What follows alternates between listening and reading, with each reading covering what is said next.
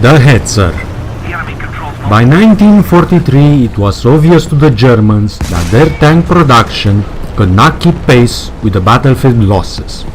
Following a severe shortage of Sturmgeschütz 3 or Stub 3 tank destroyers due to joint American and British air raids at the Alketz factory, Germany was forced to expedite productions of weapons in order to remedy this shortage. One of the means they used was modifying already existing chassis into tank destroyers.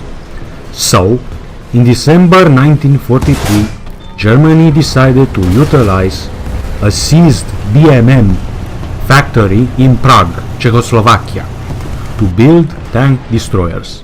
This event marked the beginning of one of the most prolific German tank hunters of the war, the Jagdpanzer 38, or as it's commonly known today, the Hetzer. On January 18, 1944, Hitler signed an order for the production of 1,000 Hetzers even before the final blueprints were delivered.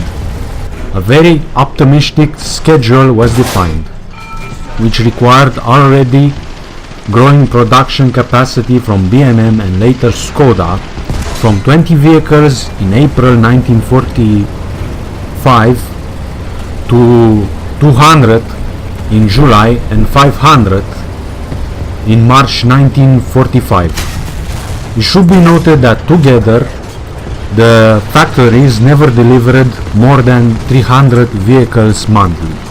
The maximal output was performed by BMM, 155 Hetzers in a month.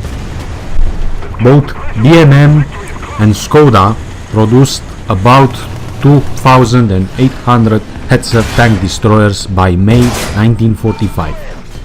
The whole series was produced of the already existing chassis of the Skoda Prague LT 38 or Panzer 38 tons. The Jagdpanzer 38 or the Hetzer retained the Praga AC 2800 water-cooled inline 6-cylinder engine, the 100 to 160 horsepower transferred through a semi-automatic 5-speed Praga transmission and Wilson clutch and steering brackets to the final drive.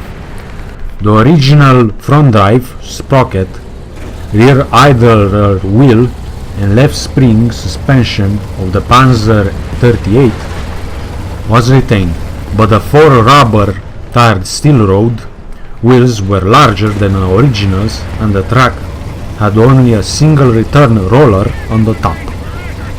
Relatively lightweight at 16 tons, the design specification called for 30 tons, and with a 35 cm wide track, the Hetzer had a ground pressure of only 0.76 kilograms per centimeter square. Although it had 26 miles per hour or 42 kilometers per hour, it was nowhere near as fast as the projected 55 to 60 kilometers per hour according to the design specification.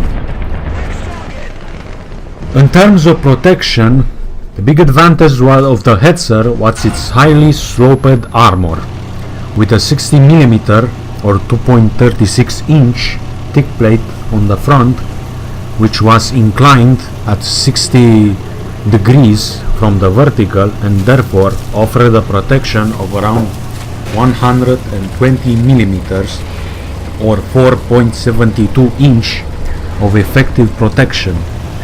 Needlessly to say, the Allied tank guns had a hard time to penetrate the armor, but the sides of the vehicle were only 20 millimeters or 0.79 inch thick, and it was made of a low quality alloy, but it was also inclined at 40 degrees. The roof was the most vulnerable part. It was only 8 millimeters thick or 0.31 inch. and it was served only protection from shrapnels. The main armament was a reliable and powerful 75mm Pak 39 gun. It was the Pak 39 that was the heart of the whole system, and although only 75mm, it was powerful enough to handle any Allied tank with the exception of Soviet heavy tanks like the IS-2. 4 types of ammunitions were used, with a total of 41 rounds. The Panzer Grenadier 40 high-velocity subcaliber of tungsten core round was the best anti-tank shell, firing a 4.1 kg projectile at 930 meters per second. Striking at a 30-degree angle, this round could penetrate 120 millimeters of armor at 500 meters and 97 millimeters of armor at 1000 meters. A remote-controlled MG-34 7.92mm machine gun was mounted on the roof for close defense against infantry. Behind the loader there were the controls. Rather like a submarine periscope with folding handles, a rotating periscope to aim through, and a trigger lever on the handlebar. While it did work, it was limited to a belt of only 50 rounds inside a metal drum, with a cyclic rate of fire of 800-900 rounds per minute. It was only good for a few short bursts. Reloading required the loader to pop out the hatch and expose himself to enemy fire. Small, low, and easy to hide, very nimble, and with a powerful gun, a Hetzer make an excellent tank destroyer. In overall performance, a Hetzer outperformed the other German tanks, with the exception of Panzer IV, which had a 75mm short-barreled gun and which was limited in supply.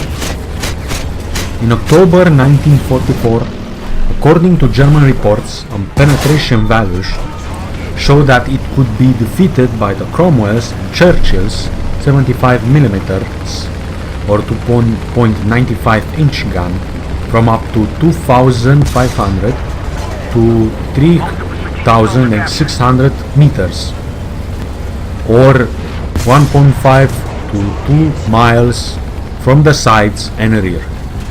However, it could be penetrated by the late M476 Sherman M1A1 gun from only 800 meters from the front and from closer than 100 meters through the cast mantlet.